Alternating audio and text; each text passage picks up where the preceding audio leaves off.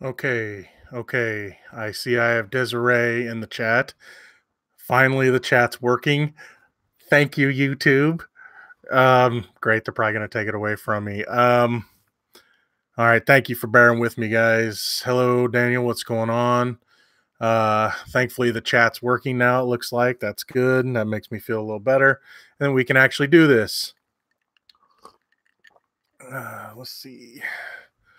I don't have much of a program really set for today.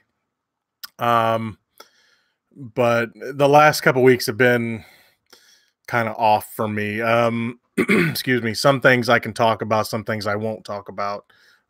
Some family stuff I'm going to leave out of it. But I'll talk about that in a little bit. Bryson, how's it going? But yeah, it's this. I've got a few stories here I can talk about. I pulled some stuff up because some things have happened in the world of entertainment, and we'll talk about it. But and so we'll talk about that stuff. If you have anything you want to talk about, definitely throw it in the chat there. I want to talk a little bit about Netflix. There's a couple of stories, them boosting their prices up, or going to be anyway, and then also them being sued. I want to talk a little bit about Happy Death Day to You. Apparently, they moved their date of release. And yes, Desiree, we will talk a little bit about the Spider-Man Far From Home trailer. I did watch that one. But let's see, what else do I got here? Oh, and there might be there's two people since Kevin Hart has bowed out of the Oscars, of hosting the Oscars. There's two people, comedy legends, that have said they would do it. But yeah, again, if you want to talk about anything else, put it in the chat. And I see some of you guys doing that, and that's great. I will talk about this at first. And don't worry, this is not going to be me being like a fake YouTuber and saying I'm depressed just so I can sell you BetterHelp. Um, I've been looking into some of that stuff, and boy, was that fun. It's just this type of year. Everyone's talking about, oh, new year, new beginning, blah blah blah, and it's good to have goals, and I do have goals, but it's also this time of the year where I start feeling like, am I accomplishing anything? How do I feel about my life and things like that? And I don't want you guys to worry. I'm not like super duper depressed where I would do something to myself or something. Don't, this is not what this is not a pity party. I just want you guys to know that this time of year has always been rough for me. Especially even when I was married and things, I always, this time of year, I don't know why, I know I have friends, I know I have family, I've got my sons. This is the type of year I always feel alone. So I've just been kind of the last few weeks, and I've gotten some work done, but it just kind of starts to affect me. I did for the first time, I've been able to play a game for Gino's Bad at Games straight through, and I've released one every day. The finale will be released tomorrow, and it's a long episode. I went and did 2 chapters for one episode, mainly because I'm ready to move on. I like that game, but I get tired of games kind of quick, and I do know what I'm playing next. I'm going to play something a little less depressing. I'm going to be, if it works, I'm going to be playing Shining Force 1 for Gino's Bad at Games. The only thing I won't be showing when I play that is you have to farm a lot in that game for levels and things, so I probably won't show that stuff, but I will show the story and the gameplay and everything. It's my favorite role-playing game of all time. Technically, I guess it's a role-playing game. You call it a strategy game, I guess. But thankfully, there hasn't been a ton of movies coming out at the beginning of the year, so I've had a little bit of time to just chill a bit. I'm not feeling as bad as I was, but it's just, I don't know. I just get iffy this time of year, and again, and with personal things going on and the normal stuff that I deal with at this time of year, it just gets to me after a while. Um, but anyway, the first thing I'll talk about is a couple of Netflix stories, and then I'll get to the chat. Um, the first story I have here is Netflix is being sued.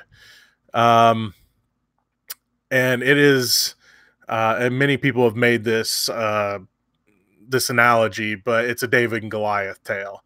Um, with that Black Mirror Bandersnatch coming out, which I have not seen, uh, the company that uh, created the Choose Your Own Adventure books is suing Netflix now. Um, you're accusing them of trademark infringement because apparently at the beginning of the Bandersnatch thing, one of the characters refers to a book as a choose your own adventure book. Um, and the Bandersnatch isn't the first thing that Netflix has been doing a choose your own adventure thing. They have like a Puss in Boots one and some original stuff, and Telltale made Minecraft story mode into a Netflix choose your own adventure thing, and they're doing a bunch of them. But this Bandersnatch one's getting a lot of media attention and everything. A lot of it, from what I'm hearing, is a lot of people didn't like it. If you've seen it, let me know what you think about it in the chat. I honestly don't plan on watching it, so I mean, be a little wary of spoilers for those that do want to see it, but you can talk about it in the chat if you'd like. But the company called ChooseCo has said, we're obviously small and independent, and they're obviously large. That's the construct we're working with here. It's basically saying that also, and this is a quote from them, ChooseCo has already suffered reputational harm due to viewers' negative associations with Bandersnatch, and that's in their lawsuit. And it looks like they're going to try to sue them for $25 million or Netflix's profits. I wouldn't say, oh, and as well as attorney's fees and costs. Excuse me. I would say that they didn't have a case here if Bandersnatch didn't mention the words choose your own adventure, which is a trademark that they have. Excuse me. But the fact that they mentioned it, I think they have a case because, again, Netflix has been doing this for a while. Think about any video game where a path you choose leads to a different ending. I mean, look at things like Mass Effect or the Telltale games even. I mean, all of them have different outcomes and everything for the choices you make, whatever game you're talking about in those. So, I mean, the choose your own adventure, quote unquote, thing is applied to games and shows. I mean, granted, it hasn't been shows more than lately than with this Netflix stuff, but games have had it for years. I know there's other books besides Choose Your Own Adventure that do it. They just don't use those words, choose your own adventure. So I think they have a case because they mention the name.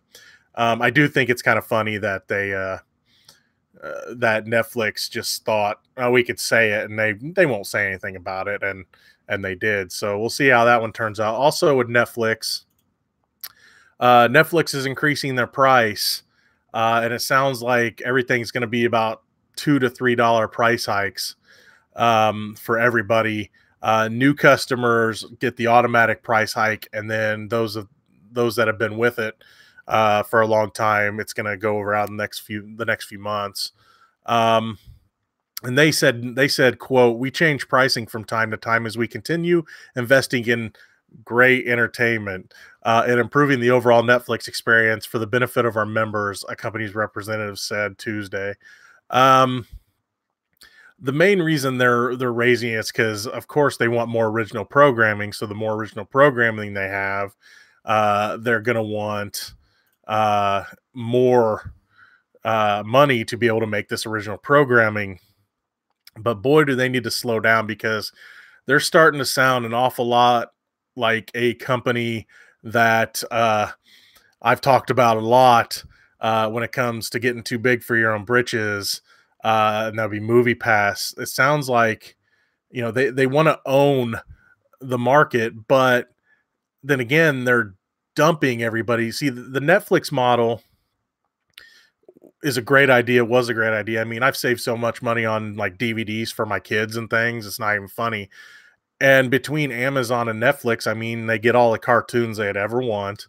Um, but when it comes to original programming, a lot of the stuff that Netflix was successful with wasn't their own original stuff. I mean, you had all the Marvel stuff.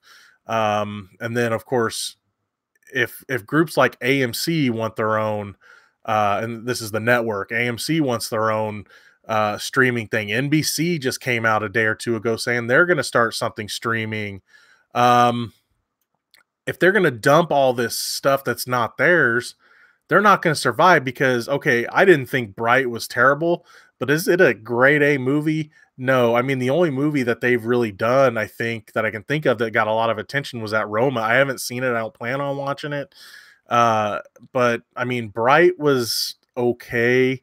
Um, some of their original shows have been cool. I've enjoyed what I've watched of Voltron. I mean, they have some good stuff, but think about it. What if if a lot of the movie studios end up wanting their own streaming service, are Netflix going to stay with DreamWorks, or is DreamWorks going to go on their own and Netflix would lose that stuff? You know what I mean? So Netflix needs to be careful with who they piss off, because I mean, yeah, Disney, everyone wants their own thing, but Disney's the big coup. They're losing all the Disney stuff, and there was no stopping that, but they lost a lot of their Marvel shows. I mean, they're hyping up the Punisher, and I'm excited for the Punisher on Friday, but I don't know if they're going to keep it after this. I mean, they said, "Oh, Daredevil did great.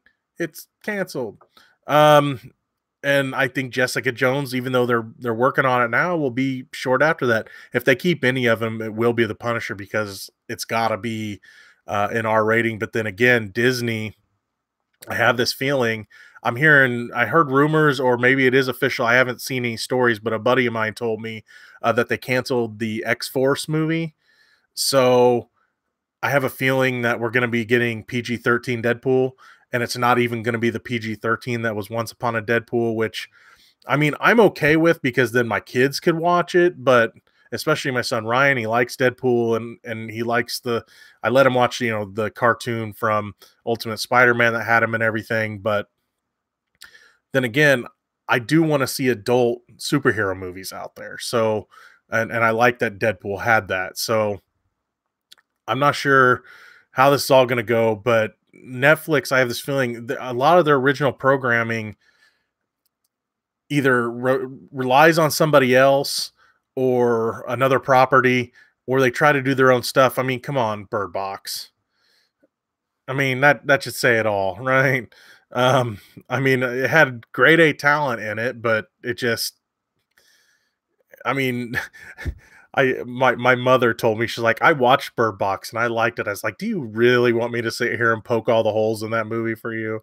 I was like, I'll just let you enjoy it. I was like, I've poked so many holes into that movie, and I just don't know how well Netflix is going to survive without other people's properties. That's and this price hike is coming at the worst time for them, being that they're starting to lose things, and I think it shows desperation on their end. Again, reminding me of Movie Pass.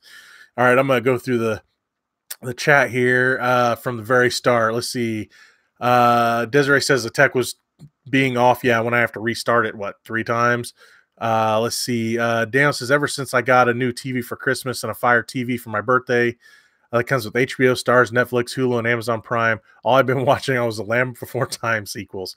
I have all those on DVD. My mother picked up every single one. Between me and her, I think I picked up the first one for my son, and then mom would find him at rummage sales in like 2-packs. I think we have every single one of those, and my kids like those movies. Let's see. Dan says, what are my thoughts on John Lasseter joining Skydance Animations. I didn't know John Lasseter joined Skydance Animations. So I'm not sure what I think of that. Let me see. I mean, you know, let's see. Yeah, I'm not sure what I think of that. Let's see. Sorry, I'm looking up a story here so I can kind of get caught up on it. Hopefully, no auto stuff starts playing, and I hate ads. But let's see. Okay, yeah, there's a lot of. I forgot about his. Forgot about his issues. Having not researched it, I don't want to say. You know, I want to say that depending on what he did, people should get second chances, but I don't know what all he did. If you want, you can fill me in the chat here. Some of the stuff he did, maybe I can make a call on that. Because I don't know his story. A lot of the stuff I don't follow a lot of it like in detail. So if you want to give me some bullet points and some of the stuff he did, then maybe I can comment on that. Let's see. Bryce says Glass, since it's coming out this weekend. I'm excited for Glass, but I'm also scared of Glass. Because I mean, when it started popping up on Rotten Tomatoes and it wasn't doing very well, a lot of people didn't mention that there was only, like, at the time, not many reviewers had seen it. So I think what I'm trying to do myself, and what I think a lot of critics have done, is that since Unbreakable was so good, and it still is, and since Split was really good, their expectations might be a little too high. I'm trying to lower my expectations, but I have a fear that it won't capture the brilliance that is Unbreakable. And as much as I like Split, I enjoyed it, but would I be as invested in it if it wasn't connected to Unbreakable? I would still enjoy it, but I wouldn't be as invested in it. I mean, I liked it, but I probably wouldn't watch it again. But being that it's connected to the Unbreakable universe, and I wanted more Bruce Willis's character and Samuel Jackson's character, that's why I'm invested. So yeah, I'm excited for it, but I'm trying to lower my expectations because I don't want to be disappointed, and I want to enjoy it. I hope it can live up to Unbreakable, but I've got a feeling that it's going to be good, but it's not going to be amazing like Unbreakable was. Oh, Zepstern's here. How you doing, buddy? Been meaning to contact you on Twitter. I wanted to see how you were doing. I hadn't talked to you in a while. Desiree says, my goal is to finally learn to drive. Jumped on me. Learn to drive, get a car, screw public transportation. You know, all the wrecks and stuff I saw the last couple days with the weather we had. Be careful if you get yourself a car. Granted, I know you're in Texas, so you probably don't have to deal with a lot of the crap we do here in Illinois. Let's see. Bryson says RTS games are awesome. Yes, they are.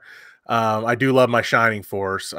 Shining Force 2 I enjoyed, and I finally beat it after I got the Genesis collection on the 360. I wasn't as impressed with that game, but I still liked it. The first one's still my favorite, especially with the last kill animation. If you kill the last bad guy with the main character, it does like a special animation. I've always thought it was really cool. Let's see. Bryson says, any thoughts on the Disney and Star Wars theory fan-made movie copy strike controversy? If you could fill me on I hadn't heard that. I didn't know there was any problems. If you can fill me in on that, I'll cover it. Let's see. Bryson says, Bandersnatch got old to me, and I just got bored making different decisions since I really didn't care if anyone died or not. Yeah, I haven't watched that show, and so I wasn't really interested in that doing that thing. I've got other things to watch. I still haven't got to watch that Kurt Russell Christmas movie. I'll probably have to wait till next year for that. It's a little late. White Elephant says, sup, bro? I just got here. What's the live stream about? We're just shooting the shit. You can talk about whatever you want. I'll answer whatever questions you got to the best of my knowledge. And I got a couple more stories I can talk about here. So I'm glad you can join us. It's a low budget live stream. Let's just do this thing. Let's see. Desiree says Silent Hill has that mechanic. I went out of my way and downpour to make Murphy a good boy. Bryce says Netflix is scared now that Disney and NBC Universal are getting streaming service. Yes, definitely. Hopefully Disney's programming is more original than their movies. Though live action Rescue Rangers would be cool. You know, I don't know if I'd want to see a live action Rescue Rangers, but I think what a lot of things they should do is, instead of doing live action, because I think a live action Rescue Rangers would probably be like the Chipmunks live action movies, unfortunately. But a fully CG Rescue Rangers movie would be awesome. I want to see them do more of that. And this new Lion King is a perfect example. I know people keep calling that live action lion. No, there's no people, as far as we know. There's no people in it. Who knows? And maybe they'll add, some people in it. I don't know. I mean, I hope not. But I mean, that is a fully CG movie with people are doing the mocap for the animals and everything and the voices and everything. But I want to see them do more animated stuff, like 3D animation. I would love to see them tackle something like that, instead of saying, well, we got to make everything live action. We got Aladdin. We got, what else? I mean, you've got the stuff we already had, Beauty and the Beast and Jungle Book. And I know they're doing a Lady and the Tramp exclusively for the Disney Plus app. So I want to see them do stuff like that, but it doesn't all have to be live action. But I want to see them do. I'm fine with different interpretations, but it doesn't all have to be, well, let's do it live action. Let's see. Where was I? There we go. Bryson says Amazon Studios is better than Netflix. As of right now, for me, they are.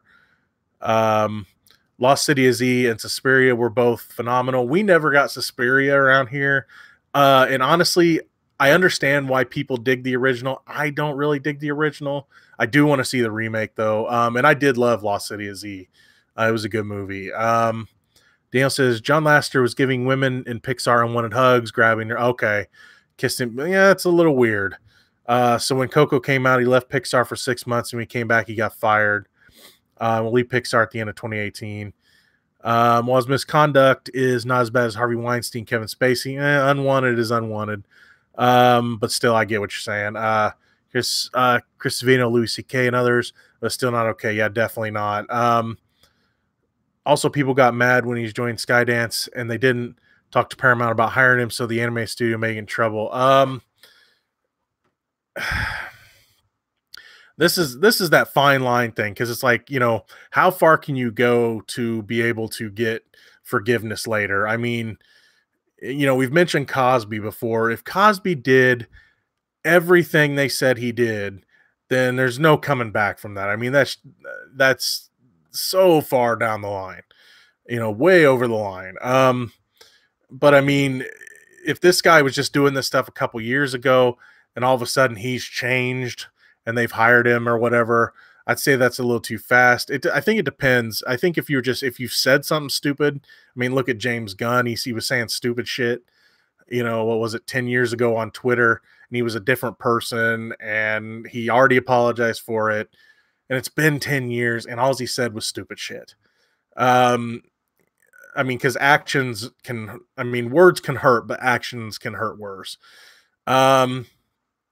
So how long does forgiveness take? I don't know. I mean, in this era where even an accusation can be seen as guilt, which, I mean, I'm glad that people are coming out and they're saying, this happened to me or whatever. I'm not going to say which ones I think are or aren't, because I'm not sure, but that some of them are false and they're just trying to get people in trouble, because that's just how some people are. And so, but if he was doing that stuff, And I don't know if he admitted to that stuff. Um, but if it's been that short a time, it's hard to say, well, yeah, he's okay now. It would be hard for me to say, yeah, he's okay now. I think it would take a lot more, especially if they just got rid of him that short a time ago and now all of a sudden he's with this other company. Um, let's see. Bryson says a Star Wars theory controversy is a YouTuber made a fan film about Darth Vader, all of his own money, along with Lucasfilms. He had an agreement with Lucasfilms that he could make a film, but not monetize it. He hired a composer and spent around $100,000 on it. Then it got a copyright strike from Disney for using part of the Imperial March. After the claim Disney monetized the video, other YouTubers got on the case. Lucas Films told Disney that they were breaking the deal made with the creator, and Disney removed the strike. Um, sorry, I needed explanation. I hadn't seen that. Yeah, fan films were a tricky thing. Here's the good thing: when Lucas owned everything, he said as long as you're not making money, you could do whatever you wanted. Hell, you could get on the Star Wars website, at least at the time, you could get sound effects and things like that that they said just use it. You just can't make money off of it.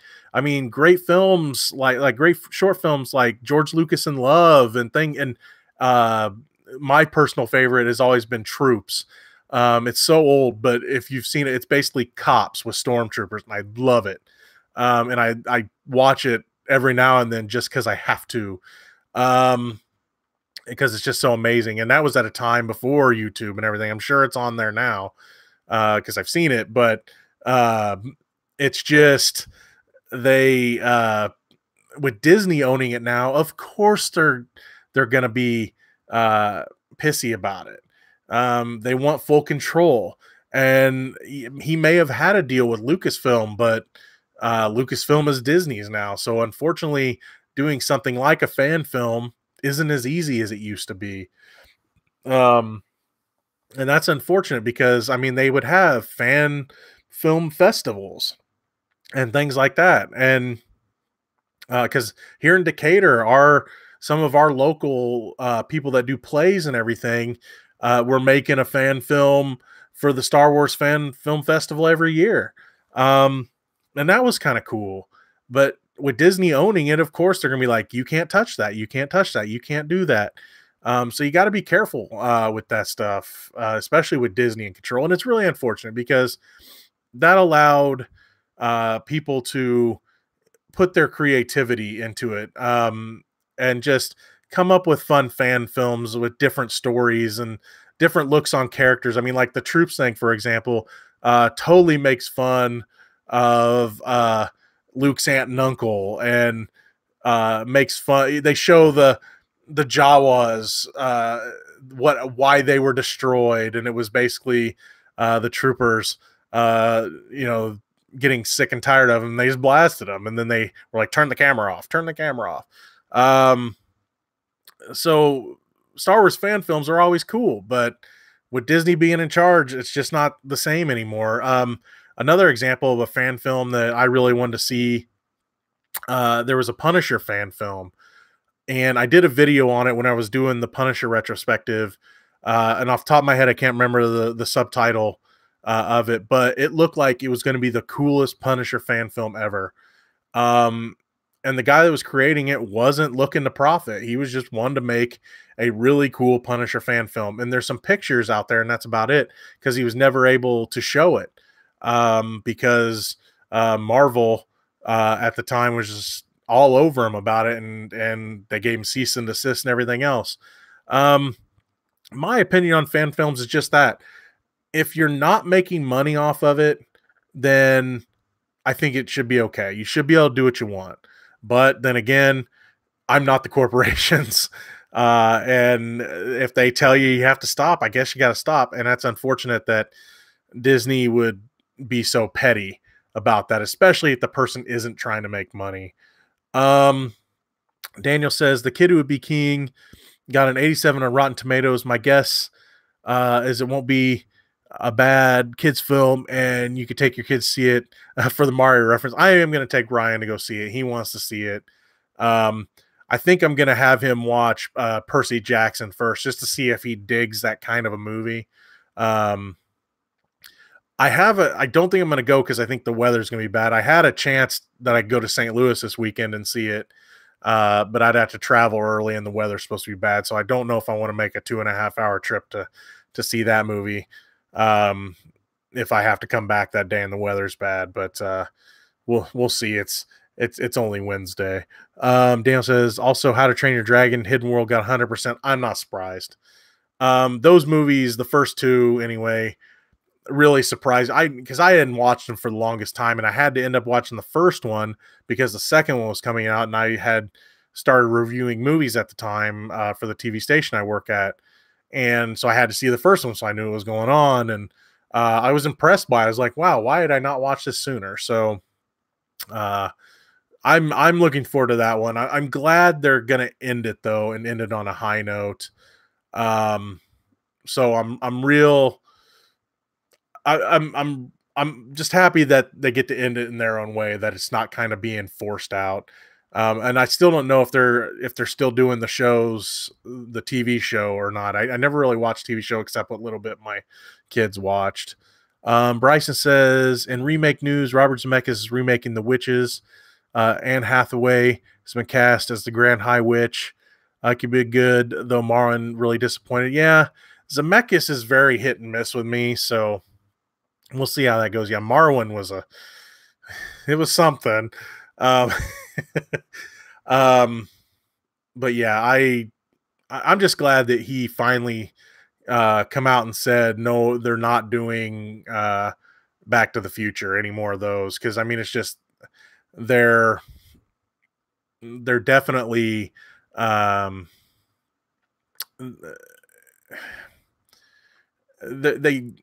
liked that they did the video game and used the voices and used animation and everything for who they could, but I don't want to try to see Michael J. Fox try to do something like that now.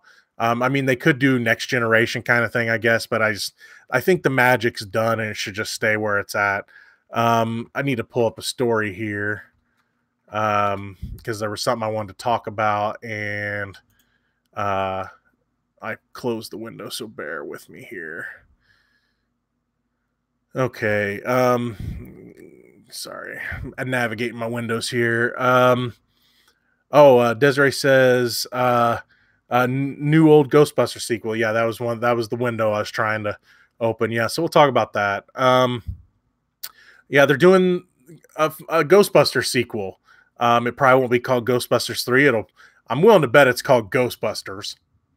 Because what it sounds like is they're going to pass the torch, kind of what they should have done in the first place. And I'm going to say this. I didn't hate the remake. I didn't think it was very funny. But I didn't think it was as bad as a lot of people were making it out to be. I would honestly, though I did show my youngest son the original Ghostbusters, if I wanted to show them a more family friendly Ghostbusters, you show them the new one. And no, I'm not gonna hate on the movie because it was all women and everything. I thought there was a lot of talent in that movie. It's just the writing wasn't very good and the story wasn't very good, and it felt like it was trying to pay homage to the original and bury it at the same time. So I'm happy that they're doing this in a way, and then in some ways I'm thinking, is it too late?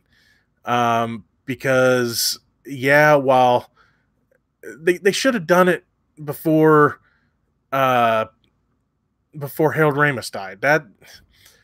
And granted, I don't know who's all going to be in this. I have a feeling that they'll get who they can get of the three that are left. Bill Murray probably be the hardest one. I kind of want to see them do the Bill Murray as a ghost thing, because if Bill Murray as a zombie is awesome, and by the way, from what I hear, he's going to be in Zombieland 2.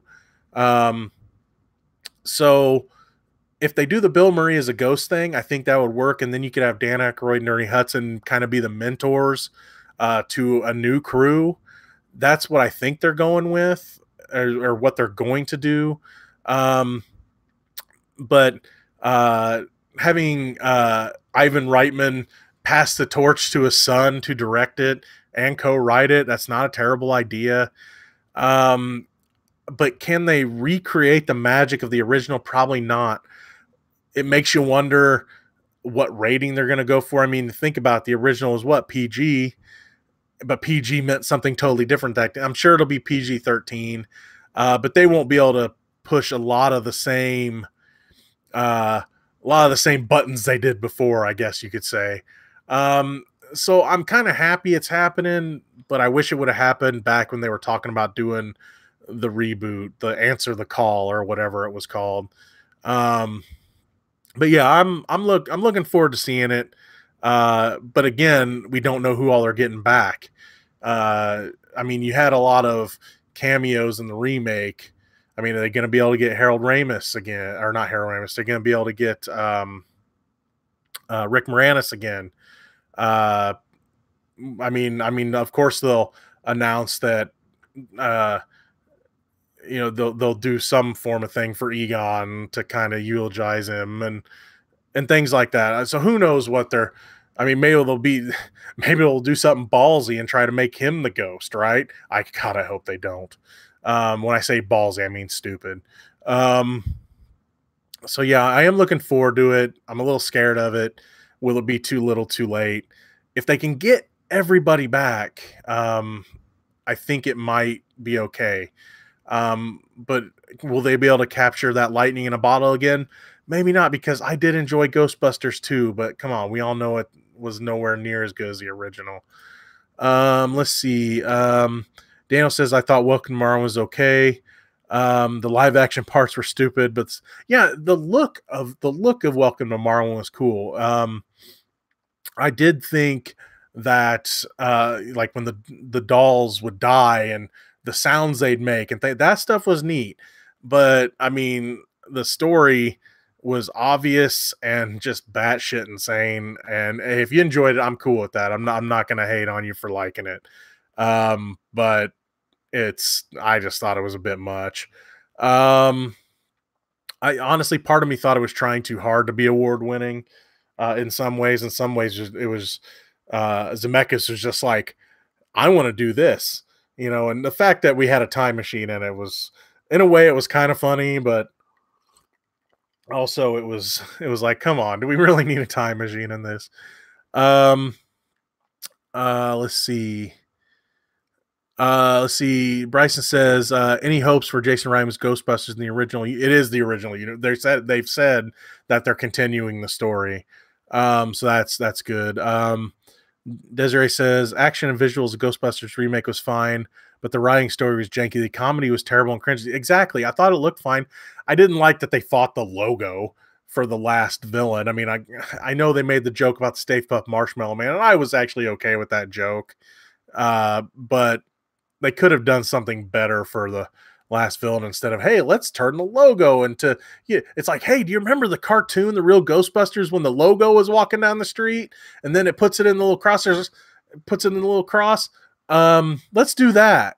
So yeah, they think they could have done something better, and yeah, it just wasn't funny. Um, Again, a lot of talent in the movie, but then you had scenes like Bill Murray basically just burying it with his character. So, let's see. Bryson says, I don't think Murray will do it. He and Aykroyd did not get along well with the remake idea. Um, he's the wild card. Him and Rick Moranis are the wild cards. I think you can get everybody else. Get anyone else involved. It makes me wonder if one of the characters is going to be Oscar. That's Sigourney Weaver's character's son in Ghostbusters 2. I have a feeling he'll be one of the characters. I'm not sure who they'll get or anything, but it'll kind of be, continuing the business kind of thing, and then him and like three other friends or something, I think is what they're going to do. But I hope they can get Bill Murray. Again, if they give him something creative to do with it, I think he'll do it. And I think especially paycheck wise, he may put his differences aside if he's got problems with Dan Aykroyd. Bryce says in Murray news, he is teaming up with Sofia Coppola for a new film on the rocks. I'm cool with that. I do get tired of Bill Murray trying to win awards. I like it better when he just does what he wants. But at times he really wants that Oscar, and I don't blame him, but sometimes he tries a little hard. Daniel says he saw Glass and he liked it. Good. I'm glad. I really want to enjoy that movie. I don't want to be I don't want to be let down by that one because I like those characters. The trailers are awesome for it. Daniel says maybe because I didn't see Unbreakable and me not seeing it didn't. Oh, you didn't see Unbreakable? Okay, see Unbreakable. You should. Unbreakable is such a unorthodox superhero movie because when I saw it, I knew nothing about it other than it was M. Night Shyamalan's follow-up to Sixth Sense. That's all I knew.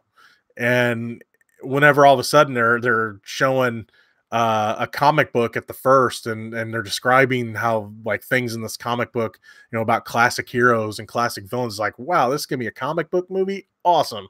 And it is. Unfortunately, seeing Glass kind of spoils Unbreakable for you, but it's still a good movie. It spoiled the twist. Let's see. Bryson says, the Many Saints of Newark, I don't think it will be able to live up to The Sopranos. I think it might be a film already dead in the water.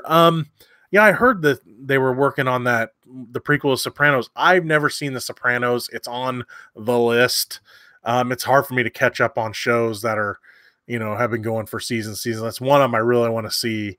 I know they announced some of the cast for that, but I can't remember. I know John Bernthal's in it.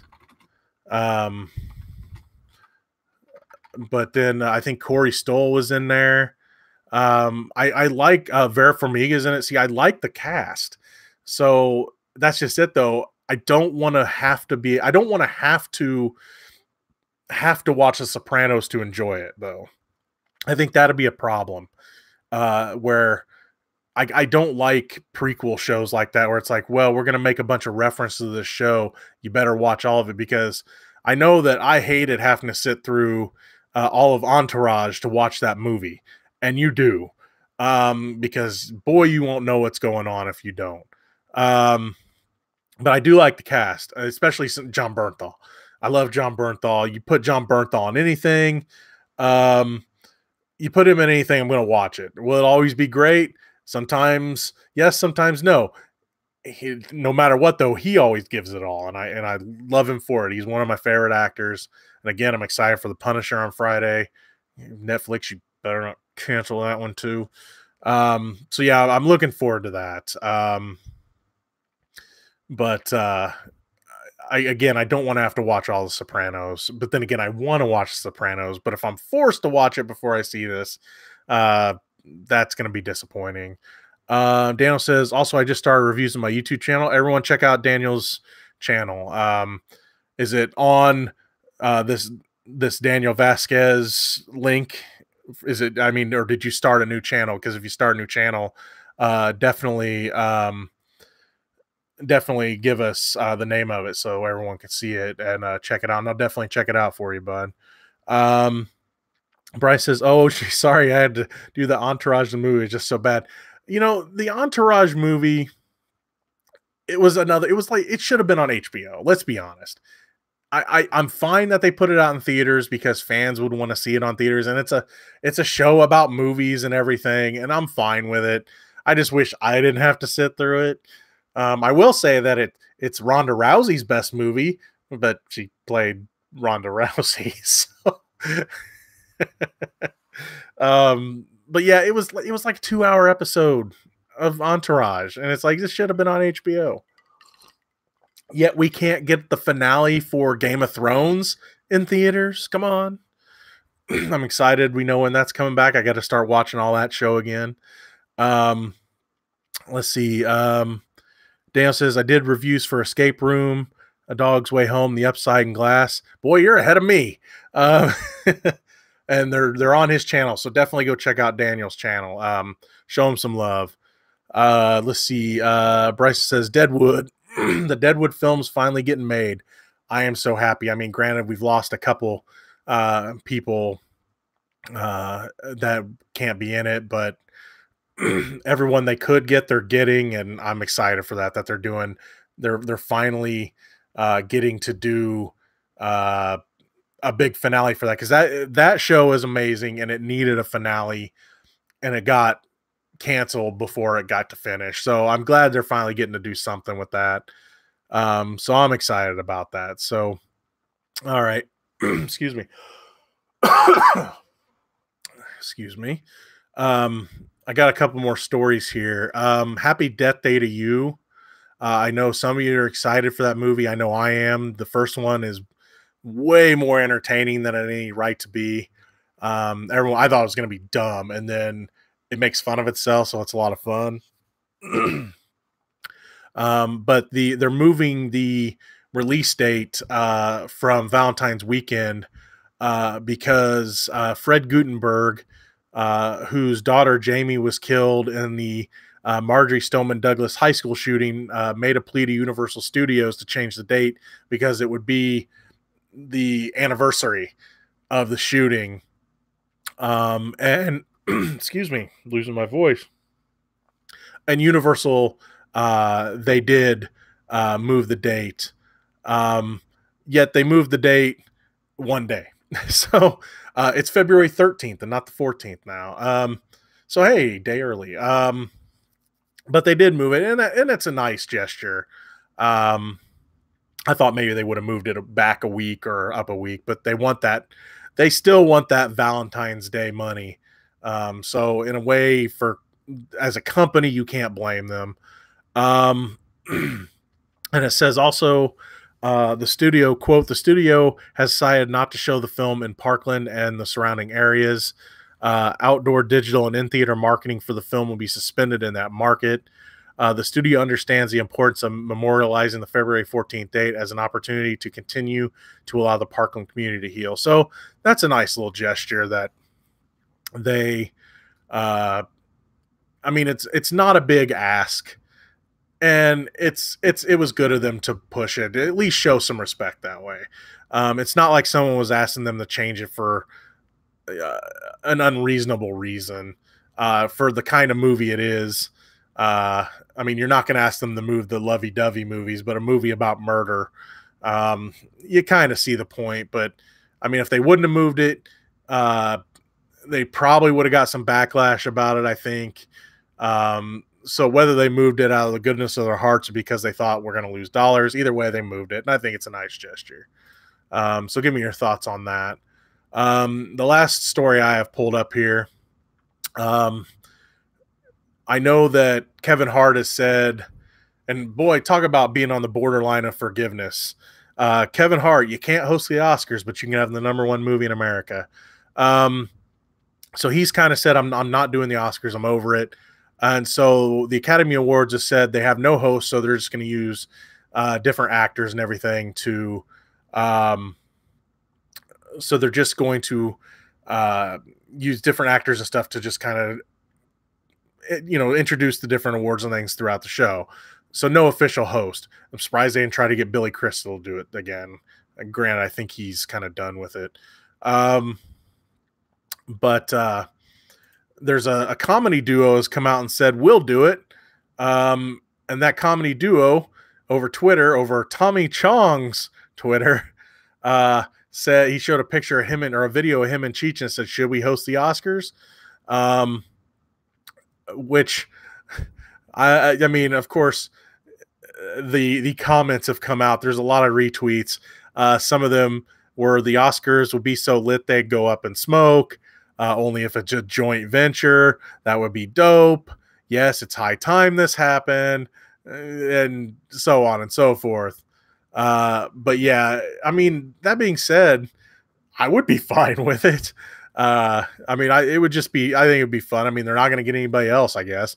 So, but it just sounds like that the Oscars are going to just kind of do their own thing. and just have the stars. But I thought that was kind of funny that uh, that they said, "Hey, we'll do it," because I'd be okay with that. But anyway, hold on one sec. Let's see. Let's see if we got anything else. Hopefully, people aren't having trouble with chat because I'm not seeing a lot of names other than 2 here. So hopefully, we're not having issues again because there's still people watching. And usually, other people comment. So if you're still with us and just listening, let me know. I just want to make sure that everyone's being able to talk because I'm seeing Bryston and Daniel. So let me know if you're still with us. Let's see. Daniel says, if you guys, oh, good. And you're still here. All right, great. More names are popping up. That makes me feel better because YouTube is being shitty. Let's see. Daniel says, if you guys don't want to, you guys have to go to Decatur, Illinois tomorrow to watch Glass with Gino, see how disappointing it is. You know, yeah, I'll be seeing it tomorrow night. I'm looking forward to it. I hope it's good. And I hope you're right. I hope I enjoy it. I'm definitely lowering my bar because I don't want to get my hopes up like I did for the like last year for the Dragon Tattoo movie. I knew it was gonna fail and it failed miserably. Let's see. Desiree says, so long as Spider-Man wins Best Animated Movie. Oh, for the Oscars, I have a feeling it's going to happen. That movie's got just about everything. It's high time a superhero movie gets some best love, so to speak. Speaking of awards, I'm a little behind on mine on the Opie Awards. I've almost got it, but there's a couple movies I need to watch back to back, and just so I can pick. So I've almost got it. I'm hoping in the next week. I always try to beat the Oscars, so people just don't say, "Well, you're just copying the Oscars," because sometimes I pick the same thing, sometimes I don't. But anyway, I'm almost done. Some of them were give me. Some of them weren't. So hopefully I'll have those done soon. Still got my list right over here, right on that side, that I'm still working on. But then I got to make the graphics and record the videos and everything else. So let's see. Scott says, hey, Gino, good job with the content. Keep it up. Thank you very much, Scott. I appreciate that. Daniel, the reason why no one's changed because we are listening to you. Well, that's good. I just wanted to make sure the chat was working because when I have to restart the video or restart the live stream, was it 3 times? I just want to make sure.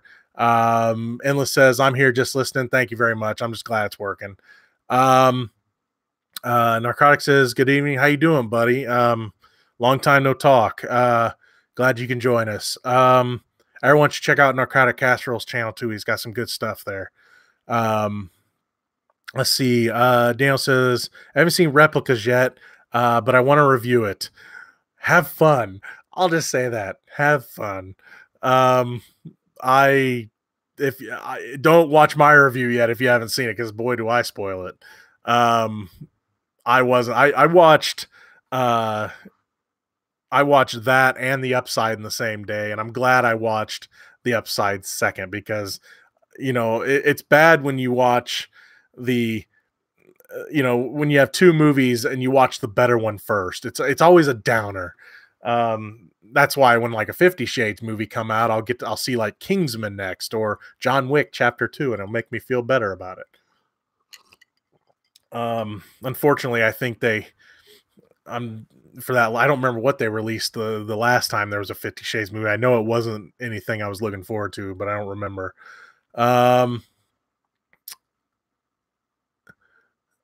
Let's see. Actually, I did watch your review and heard you spoiling it by mistake. Oh no, it wasn't a mistake. I think I warned it the first I was probably going to spoil it. It was just one of those movies where the twists, there was so much going on. The twists were just it's like I can't not talk about it. There's just sometimes there's movies like if a movie is so good that I want everyone to see it, that I can't wait to recommend it. Those are the ones nowadays that I don't want to spoil. But There are some that I still want you to see it, even though I recommended not seeing replicas, that uh I'd still want people to witness it. Because man, replicas is it takes a lot from a lot of different movies, and I love Keanu Reeves and I like Alice Eve, but I don't know. It should have been at least like straight to DVD or VOD, I think. Um it's it's unfortunate. The idea was cool, but the execution was not. Um let's see. Daniel says it's oh, okay, there we go. But the reason why I ended up getting spoiled is because I was waiting for your oh, okay. Yeah, when I keep forgetting that I should put timestamps uh for my reviews. Sometimes, especially now, with the kind of weeks I've been having, I don't do a lot of double, triple, quadruple features or whatever. But next, I gotta try to remember. Maybe I should do the Bill and Ted thing and remember you got to do this. Me and my son just watched Bill and Ted's Excellent Adventure the other day. I have it on the brain. Um, but I need to remember to put timestamps because sorry if I did spoil it for you because I didn't put the timestamp for my upside review. I need to do that when I do a dual or a multi-feature review. Um, let's see. Necrotic says, what are the movies you consider blasphemous to spoil? Usual Suspects is the big one. Hell or High Water, I'd put there. I know there's others. I mean, there's some movies. It's hard to say because there's movies I really like, but it's like, but you can talk about them. You know, I mean, one of my favorite movies of all time is Transformers the movie, not the Michael Bay ones, the '80s cartoon one. But yeah, there's stuff in there you could spoil, but I mean, it's got a straightforward story. But you look at something like The Usual Suspects with the kind of ending it has and everything, uh, you shouldn't because you don't want to ruin someone's enjoyment of the movie. Though that movie couldn't exist today because they would go, "Hey, that is this what it looked like? Is this who he looked like?" And it would take about 10 minutes, right? And uh, he wouldn't have got away, you know. Uh, so yeah, it's there's movies out there that you shouldn't spoil. I mean, the good Shyamalan movies you shouldn't spoil. Which I mean, I know that's not a huge list, but I mean, if you haven't seen Sixth Sense, don't spoil it. If you haven't seen Unbreakable, don't spoil it. I mean, there's some out there, but the big blasphemous one for me would be The Usual Suspects, I think. Um, let's see, where was I? There we go. Daniel says, if I heard that a bad movie is very stupid and mess up like Death of a Nation and the Book of Henry with or without getting spoiled, I'd still watch. Yeah, I mean, the bad movies, if they have such a like a batshit insane twist at the end, um, I would say, okay, just watch for yourself. But if it's just something I wanted to talk about, I'd talk about it. Let's see. Oh, let's see. Where was I? Oh, Lunar says hello. Hello, Lunar. Bryson says, it's blasphemous to spoil the ending to Sleepaway Camp, best ending of a horror movie ever. Don't worry, guys. I won't ruin a 1983 movie for y'all. Thank you very much. Let's see. Dale says, plus, I got mad if I heard messed up bad things on a movie when the movie left theaters, like God Bless the Broken Road, Brad Dave review, and Life Itself, your review. Let's see. Desiree says, Get Out. I would hate to see Get Out get spoiled, and it definitely is batshit. Bryce says Heredity is another movie that can be spoiled. Yeah, even though, okay, my opinion of Heredity is it was fantastic till the ending. But I'm a minority in that, and I'm fine with that. That movie, I just didn't feel stuck the ending. It didn't stick the landing. I thought the ending felt generic, but the movie up until that was amazing. So I wouldn't spoil that for people. And if I did on my review, which I don't remember, I would give a big warning for. But because it's been a while since I reviewed that, so I don't remember what I said. But I just remember as one, I didn't like the ending. Um, but I definitely wouldn't want to ruin that experience because I know a lot of people like that movie, and I'm cool with that because again, it was an amazing movie up until the ending for me. Narcotic says, for me, Death Trap with Christopher Reeve and Michael Caine. I cannot go beyond the classic synopsis because that movie has more twists than a stuntman spine. I do the same thing with Usual Suspects. I remember when I became a movie critic, I said the first thing I want to talk about and it was at the time it was a blog, and I said I want to talk about this movie, but here's like the first minute, and then they end up in a lineup, and I don't ever want to go past the lineup, and I don't want to talk about the lineup. But I mean, of course, that's all you see in the posters and everything's the lineup. Of course, the lineup just builds that movie and then goes awesome from there. So I don't like spoiling that one for people. So yeah, I don't try to talk about that movie too much either. Um, but anyway, let's see. I don't have any more stories. Definitely, if you guys got anything else you want to talk about, put it in the chat, and we'll talk about it. Again, I apologize for not having a show prepared, but the last couple of weeks has just been kind of meh. Daniel says mine is second act, A Dog's Way Home, The Book of Henry, and Where the Dead Men Go to Die. I can't think of any more. I know there's other movies out there that I'd hate to see spoiled. Because there's just some movies, it's like they're entertaining movies, but you can talk about the ending because some movies, and especially it's usually those movies that don't end happy, or or they have a big ending where the bad guy wins or something like that. I mean, with a horror movie, you kind of expect that nowadays. So I mean, there's definitely movies that are hard to talk about, but you can still talk about them and not ruin the ending for somebody. But again, there's some movies you don't want to say anything because you don't want to spoil anything. Let's see. The Neverending Narcotic says the Neverending Story spoiler, it ends. Yeah, boy, what a false claim that all three of those movies are. And honestly, can you believe that they haven't remade that movie yet? I am always surprised that they did not remake the Neverending Story. Granted, we're getting a Dark Crystal sequel, so you never know. But I have to say this: if they do another Neverending Story, do you think it'll have Jack Black in it? Because he was in the third? So it was second or third one. I think it was the third one. Trying to see if there's any other fun stories to talk about.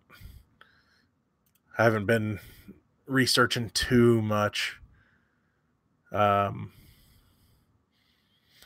Let's see.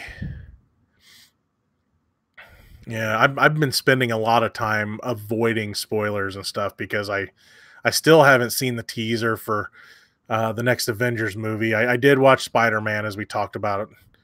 Or we didn't talk about that earlier, did we? Did we talk about Spider-Man already? I think I said I was going to, and I didn't. So yeah, let's talk about Spider-Man. I forgot about Spider-Man. The trailer's awesome.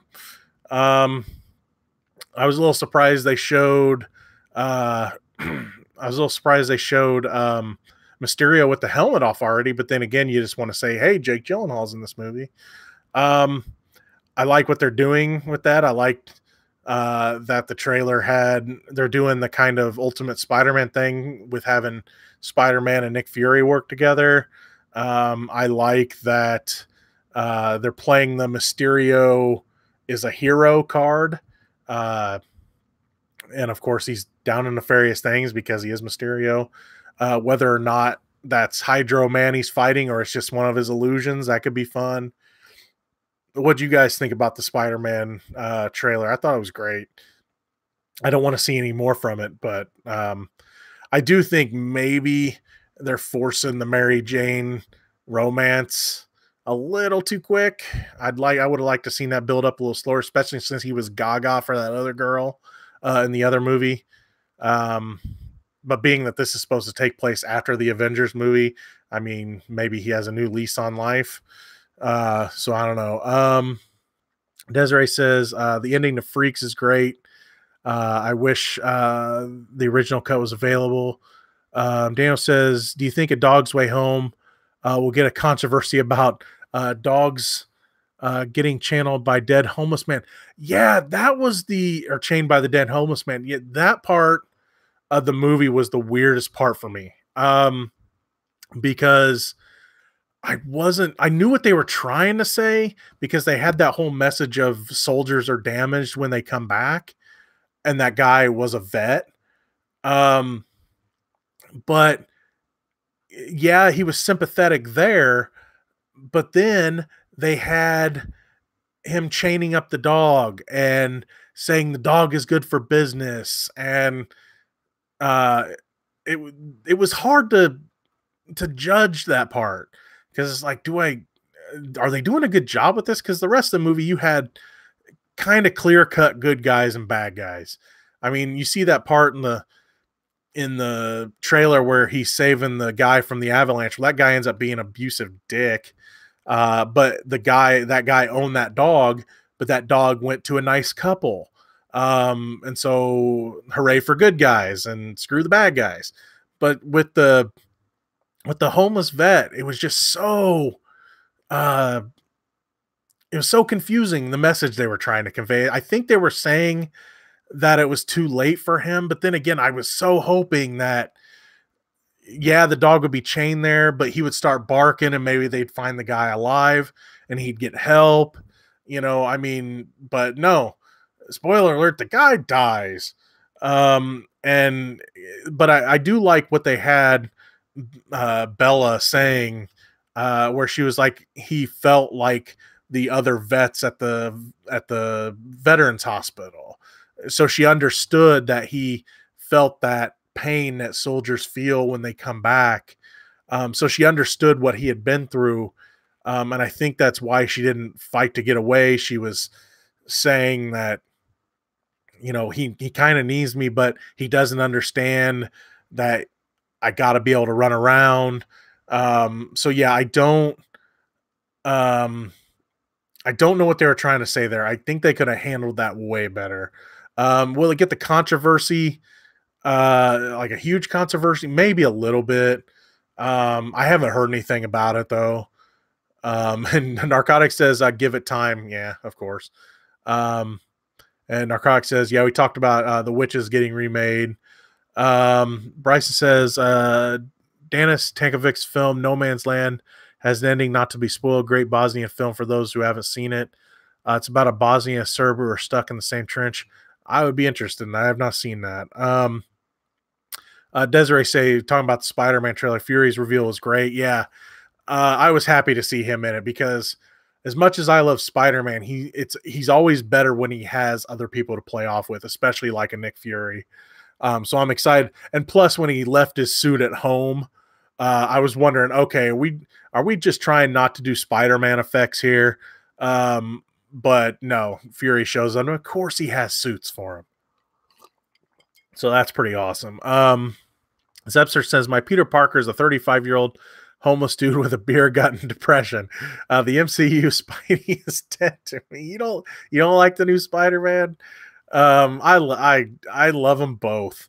The Spider-Man that's dead to me was Tobey Maguire after Spider-Man 3, and I like Spider-Man 1 and 2. But then again, I love the Spider-Man from Into the Spider-Verse. I thought it was great. I loved what they did with that. I love the fact that they fooled people, even though Chris Pine's voice is in the trailer. People didn't realize that it was him until the movie came out. I love that. Bryce says, she's referring that they're talking about that remake. Okay. Let's see. And Akarik says that No Man's Land is spectacular. I'm gonna have to check that one out. Bill K says, so what if the bad guy can turn into water? Spider-Man can turn into dust. Yes, but that's a superhero, or that's a superpower of half the universe now. Um, let's see. Daniel says I couldn't see you. Oh, that's weird. Been on camera the whole time, as far as I know. Let's see. Daniel says, since you know what Show Dogs is about and the controversy surrounding it, what is Sausage Party and a Dog's Purpose all about and the controversy surrounding it? Um, well, I mean, Sausage Party, I mean, any controversy, I'm not surprised by controversy of that one, but it was mean to everybody. A Dog's Purpose, I don't know about controversy at Dog's Purpose, other than the fact that it was a weird movie. If there's I mean, if is there controversies uh with Sausage Party and Dog's Purpose? I didn't know there was controversies other than the fact that, Sausage Party was horrible to everybody and Dog's Purpose is just weird. But anyway, let's see. Oh, there's something. Danny Glover joins Jumanji Welcome to the Jungle sequel. Guess he's not too old for that shit. Um, let's see. James McAvoy is not sure if the X-Men joining the MCU will work.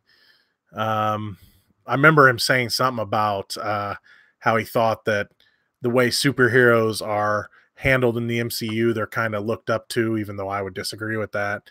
But that superheroes in the Fox X-Men universe are kind of underground and everything. Let's see. Bryce says, have I seen the trailer for Hotel Mumbai? I don't think I have. Daniel says, I meant the behind the scenes controversy of Sausage Party and Dog's Purpose. What was the behind the scenes controversy of those movies? I'm not sure what you're referring to, and if I've heard it, I don't remember it. Let's see, anything else? A lot of stories about Spider-Man out there, of course, because the trailer was awesome. Not seeing any other new stories here. Oh, there is one. They're talking about doing a sequel to The Social Network, which they have to. There's got to be new material, right? Jesse Eisenberg, are you available? So that'd be interesting if they did a new, because I mean the way that ended, of course you could do another one. Let's see. Desiree says, I'm curious if Mysterio is going to be an actual magic user in the new Spider-Man, or if they're keeping him as an illusionist. He had green magic stuffs coming from his hands. I have a feeling with Mysterio, they're going to make it science based. That's just my thought, my theory. I won't say it's like Scarecrow, but I have a feeling that those mists are gonna kind of that they're gonna make people hallucinate. Then again, who knows? Who knows what they're doing? I mean, because you got to remember, science is magic, and magic is science in the MCU. So yeah, I am curious, but I don't think it's gonna be I mean, he could be like Doctor Strange. I mean, just he knows those secrets, But I have a feeling it's gonna be science based. Because I really have a feeling we're gonna get Norman Osborn in that movie, and they're just not telling anybody. Which I kind of hope happens. Or even better, we could get Vincent D'Onofrio as the Kingpin since he's not busy anymore. That would be cool too. Oh, Bill says apparently there are conflicting reports on whether animals were hurt. I didn't heard that. And then Sasha Party allegedly refused to credit artists and pay overtime. Well, that sucks. I mean, I know I can't remember what movie it was recently that someone was they were involved in the movie and they were watching the credits and they were looking for their name and they didn't see their name, and it was they were like an animated background they were doing background animations for some movie and they didn't see their name pop up, and there was a big controversy, but I can't remember what movie that was. That's just it. My opinion, especially for that one, if you was it I thought it was something different than Sausage Party. I thought it was like a more recent movie, like a more recent animated movie. I swore there was one, or it wasn't an anime movie. It was Mary Poppins. Thank you, Desiree. It was Mary Poppins. Where my opinion on that is this: if you worked on the movie, your damn name's in the credits. Period. It should be. Granted, did they maybe forget somebody? Maybe. I mean, I'm sure it happens. I mean, there's a lot of credits. That's why they have to hire people to make those credits, like the Scarlet Letters and things like that, to make them. So maybe that's, forgetting those people don't happen. So that's unfortunate, um, but yeah, if they did it on Sausage Party too, I mean, I'm willing to bet that if the Sausage Party thing is recent, it's probably because of the Mary Poppins thing, because they were probably like, hey, that happened to us too. Yeah, if you worked on the movie, you should get paid. And if you worked on the movie, you should have your name in the credits, period. Heck, when you've got the best boy and the whatever, the grips and everything, everybody should, especially like animators who are, I mean, think about how much animators do for movies nowadays. Any movie involving green screen and things like that, they should get their recognition, period. Let's see.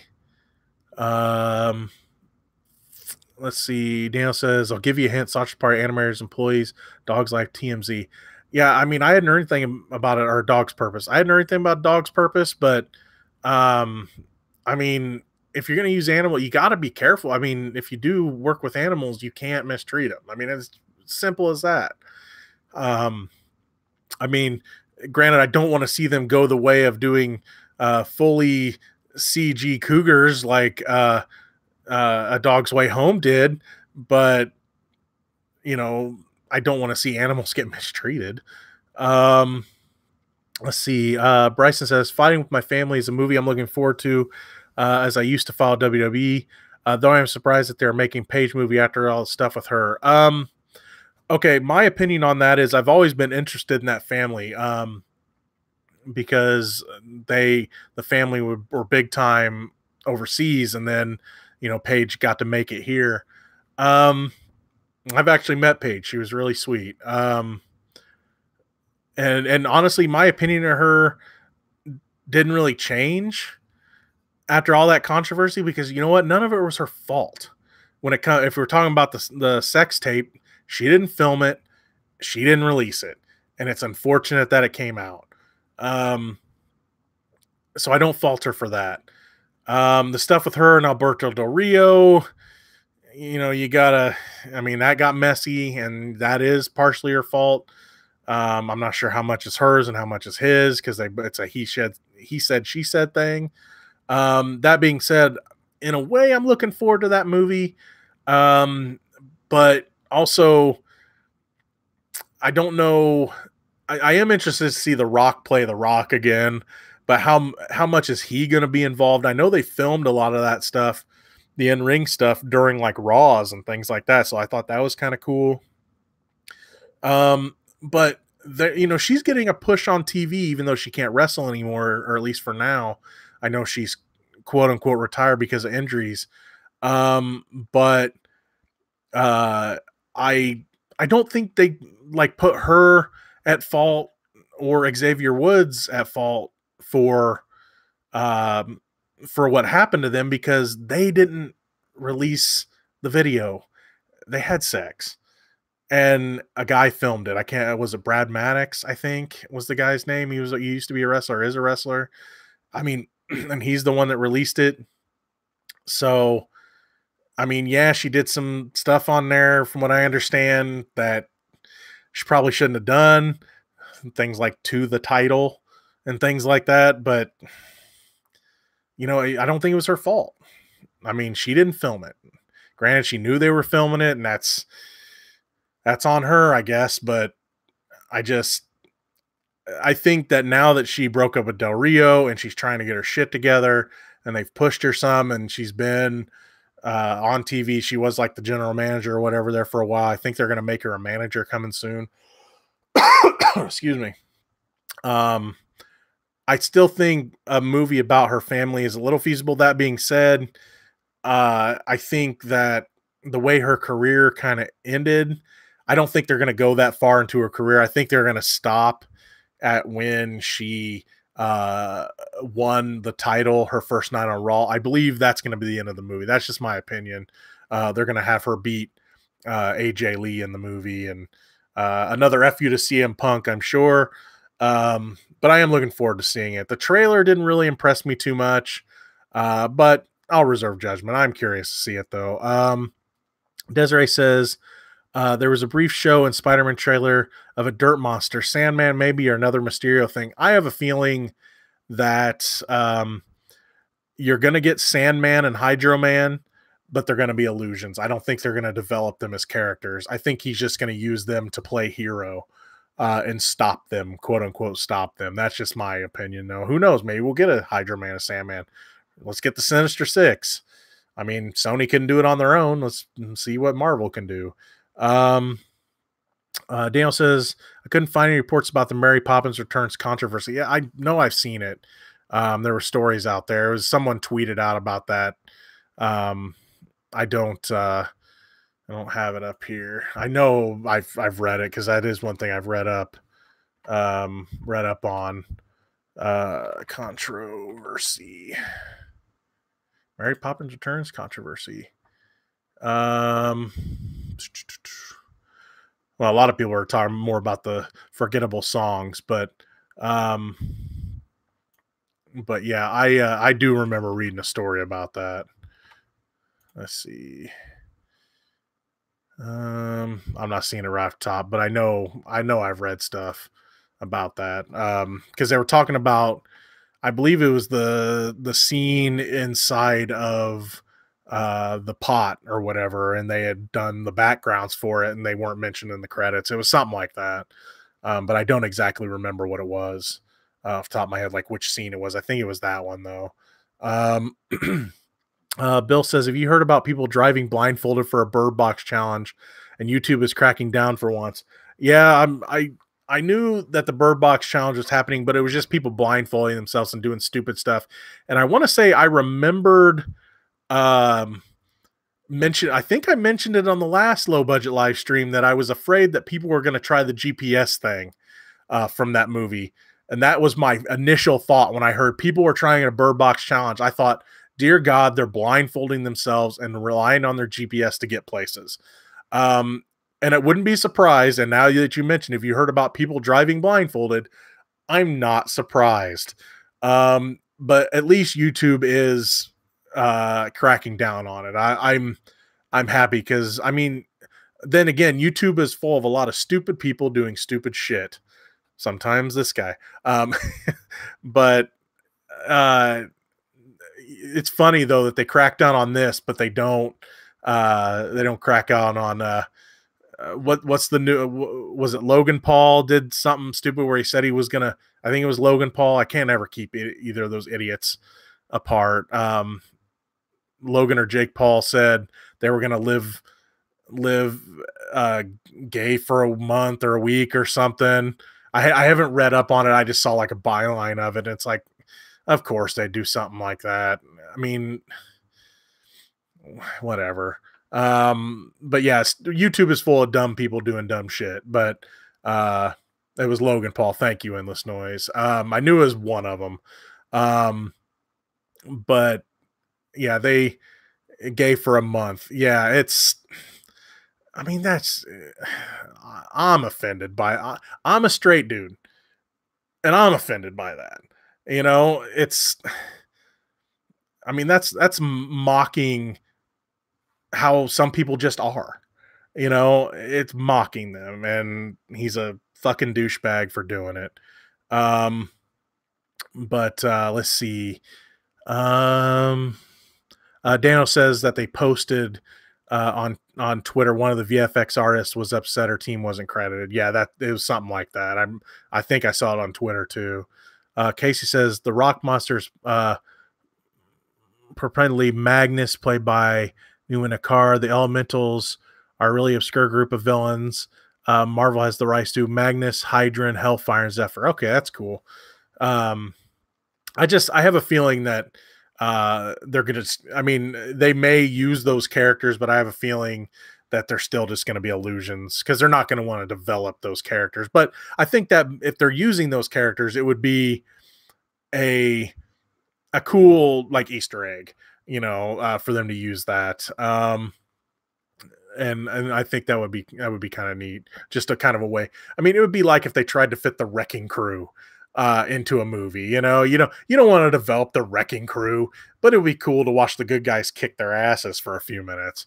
Um, let's see. Bryson says Jake Paul and Rice Gum recently promoted a gambling site to their fans. Yeah, I've seen that. I've seen a lot of videos on that.